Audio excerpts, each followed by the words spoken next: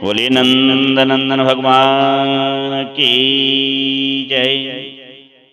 वह विचार करने लगी भगवान विष्णु कैसे प्रसन्न होंगे। इसी समय अगस्त्येश्वर की पूजा करके पूर्वोक्त कन्याएं बकुल मालिका के साथ धरणी देवी का दर्शन करने के लिए आई।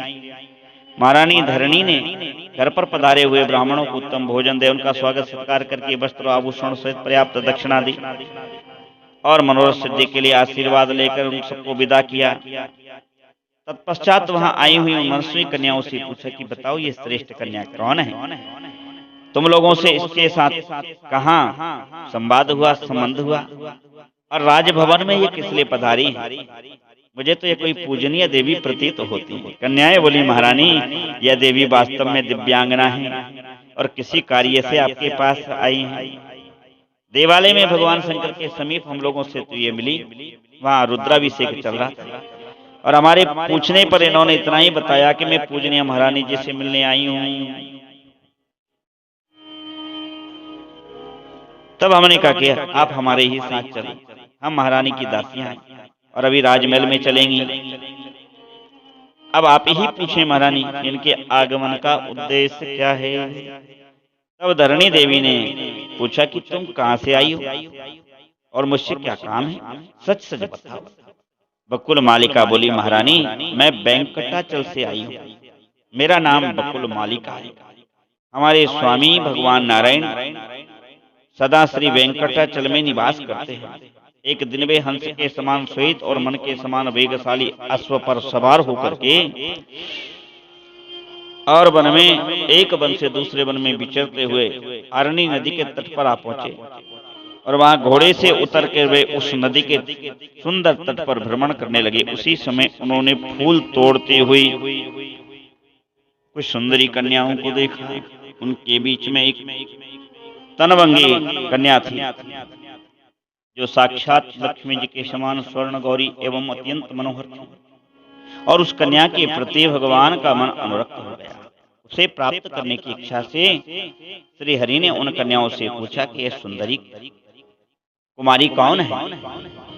कन्याओं ने उत्तर दिया, महाबल यह आकाश राज्य की कन्या है। इतना सुनकर वे घोड़े पर सवार हो गए और बड़े वेग से अपने निवास स्थान वेंकटाचल पर पहुंचे। वहां स्वामी पुष्करणी के किनारे अपने धाम में प्रवेश करके भगवान ने मुझे बुलाया और इस प्रकार कहा कि सखी बकुल मालिके, तुम आकाश राज के नगर में जाकर और महाराज के अंतःपुर में प्रवेश करो और महारानी देवी धरणी से मिलकर कुशल प्रश्न पूछने के पश्चात उनकी वह सुंदरी कन्या पद्मालया को मेरे लिए मांगो तथा राजा का मनोभाव जान करके फिर शीघ्र लौटाओ। महारानी, भगवान की ऐसी आज्ञा होने पर मैं तुमसे मिलने तुम्हारे महल में आई हूँ। अब तुम मंत्री सहित महाराज से उचित परामर्श करके जो उचित जान पड़े आप वैसा ही करो। बकुल मालिका की बात सुनकर महारानी धरणी अत्यंत प्रसन्न हुई और अचानक उनके मुंह से निकल गया कि श्रीमन नारायण नारायण नारायण। क्योंकि भगवान के नारायण नाम का आनंद पूर्वक जप करने से हृदय में पूरी तरह से प्रेम, पवित्रता, दया, सुचिता से भर करके जब हम नारायण का जप करते हैं तो नारायण अनुकूल राहें दिखा देते हैं, हमारे मनोनुकूल फल की प्राप्ति हमको होने लग जाती है। भगवान सब कुछ दे देते हैं, बस केवल मन को भगवान से एक बार जोड़ दो। जब भगवान से मन जुड़ जाएगा, कनेक्टिविटी हो जाएगी, तब भगवान आपकी उन संपूर्ण बातों को जैसा आप चाहते हो ऐसा कर देंगे। महारानी धरणी अत्यंत प्रसन्न हुई। उन्होंने आकाश राज को बुलाया और पद्मालय के पास जाकर मंत्रियों के बीच में उसकी कही हुई सारी बातें कह सुनाई। सुनकर राजा भी अत्यंत प्रसन्न हुए तथा मंत्रियों और पुरोहितों से बोले कि मेरी पुत्री पद्मालया दिव्य रूप वाली एवं अयोनिजा कन्या है, वह किसी गर्भधारण से तो उत्पन्न हुई नहीं। उसके लिए वेंकटाचल निवासी देवादिदेव भगवान नारायण ने यदि याचना की है तब तो आज मेरा मनोरथ पूर्ण हो गया। बताइए आप लोगों की क्या राय है। महाराज का उत्तम वचन सुनकर सब मंत्री प्रसन्नचित्त होकर बोले, राजेंद्र यदि ऐसी बात है तो हम सब लोग कृतार्थ हो गए हैं। हमारा नगर पूर्व कुल गोत्र सब कृतार्थ हो गया है। इस संबंध में आपका यह कुल सबसे उन्नत होगा।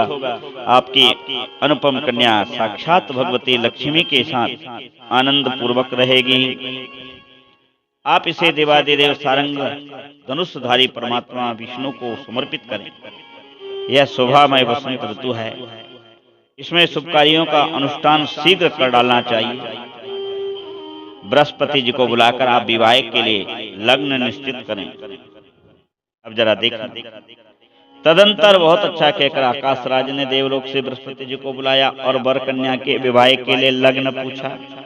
ब्राह्मण, कन्या का जन्म नक्षत्र मृगशिरा है और वर का श्रवण, अतः इन दोनों के विवाह संबंधी विचार कीजिए।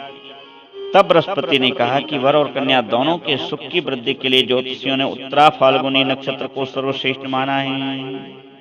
अतः वैशाख मास के उत्तरा फाल्गुनी नक्षत्र में दोनों का विधि पूर्वक विवाह कार्य संपन्न किया जाए। यह सुनकर के राजा बृहस्पति जी की पूजा करके उन्हें विदा किया और भगवान की उस परम मंगली दूती से कहा, बकुल मालिके से, कि तुम भगवान के निवास स्थान को जाओ और देवादिदेव नारायण से हमारा निवेदित करो कि वैशाख मास में यह मंगल कार्य संपन्न होगा। आप वैवाहिक मंगलाचार संपन्न करके यहाँ पधारें। इसके बाद देवी का प्रिय करने वाली सुख रूपी दूत को बकुल मालिका के साथ भेज करके आकाशराज ने अपने पुत्र को वायु, इंद्र आदि देवताओं को बुलाने के कार्य में नियुक्त कर दिया। साथ ही विश्वकर्मा को बुला करके अपने नगर की सजावट के काम में लगा दिया। विश्वकर्मा ने पल भर में अपना कार्य पूर्ण कर दिया और उधर बकुल मालिका अश्व पर आरूढ़ हो सुख के साथ प्रस्थित हुई और वेंकटाचल पर पहुंचकर देवालय के समीप घोड़े से नीचे उतरी और फिर सुख को साथ ले मंदिर के भीतर गईं।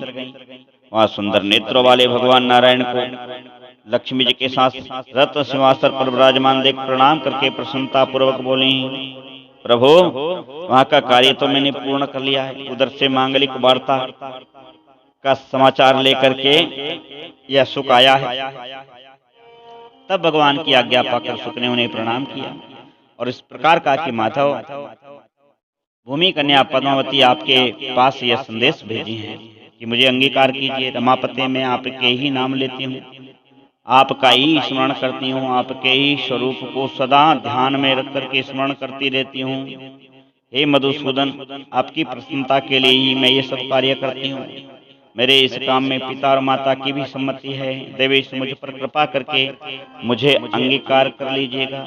सुख का यह अति प्रिय वचन श्री हरि ने जब सुना तो श्री हरि ने कहा कि सुख जाओ और पद्मालय से इस प्रकार कहो कि देवी, श्री नारायण देव ने कहा है कि मैं देवताओं को साथ लेकर मंगलमय विवाह कार्य संपन्न करने के लिए निश्चित तिथि पर निश्चित मुहूर्त में अवश्य आऊंगा। भगवान का यह वचन सुनकर और प्रसाद रूपी उनकी दी हुई बनमाला लेकर सुख शीघ्र ही आकाश राज की कन्या के पास लौट आया और उसने कस्तूरी की सुगंध से युक्त वह तुलसी माला राजकुमारी को देकर प्रणाम किया और भगवान का वह शुभ संदेश कह सुनाया। सुनकर उस प्रसाद माला को हाथ में ले पद्मालय ने उसको मस्तक पर चढ़ा लिया और भगवान के आगमन की प्रतीक्षा करती हुई योग्य आभूषण धारण करती हुई उनके ध्यान में निमग्न रहती हुई आकाशराज ने भी आनंद मंगल हो चंद्रदेव को बुलाकर आदर पूर्वक कहा कि राजन, आप नाना प्रकार का सरस भोजन तैयार कीजिए जो भगवान विष्णु के भोग में आने योग्य हो। उत्तम से उत्तम अन्न की व्यवस्था होनी चाहिए। इस प्रकार प्रबंध करके भगवान के आगमन की प्रतीक्षा करते हुए आकाशराज प्रसन्न मन से सभा में जा बैठे। चंद्रदेव भोजन की व्यवस्था संभाल रहे हैं। अब जरा विचार कीजिए, क्योंकि यह तिरुपति बालाजी हैं, यह वेंकटेश्वर हैं, यह वेंकटाचल निवासी और ये पद्मालया साक्षात भगवती लक्ष्मी जो हैं। और चंद्रमा एक दृष्टि से देखें तो उनके भाई हैं, तो भाई ही भोजन का प्रबंध करेगा, तो चंद्रमा को भोजन का प्रबंध दिया। रसों के भी राजा चंद्रदेव हैं, इसलिए संपूर्ण भोजन रस युक्त होना चाहिए। भोजन में रस ना हो तो भोजन का क्या आनंद। तदंतर देवादिदेव भगवान नारायण भी अपने लक्ष्मी जी को बुलाकर कहकर, कल्याणी अपनी सखियों को आज्ञा दो और वैवाहिक कार्य संपन्न करो। भगवान का ये आदेश सुनकर के लक्ष्मी देवी ने सखियों को बुलाया, सबको आवश्यक कार्य करने की आज्ञा दी। लक्ष्मी की आज्ञा से प्रीति देवी ने सुगंधित तेल लिया, श्रुति देवी ने रेशमी वस्त्र लेकर भगवान के समीप खड़े हुई, स्मृति भी भांति भांति के आभूषण लेकर प्रसन्नता पूर्वक उपस्थित हुई। आगे कौन कौन देवियां क्या क्या वस्तुएं लेकर खड़ी हुई हैं, निरंतर इस कथा में जुड़े रहिए। आप सबका मंगल। जय जय श्री राधे। श्री कृष्ण गोविंद हरे मुरारे, श्री कृष्ण गोविंद हरे मुरारे, हे नाथ नारायण वासुदेव।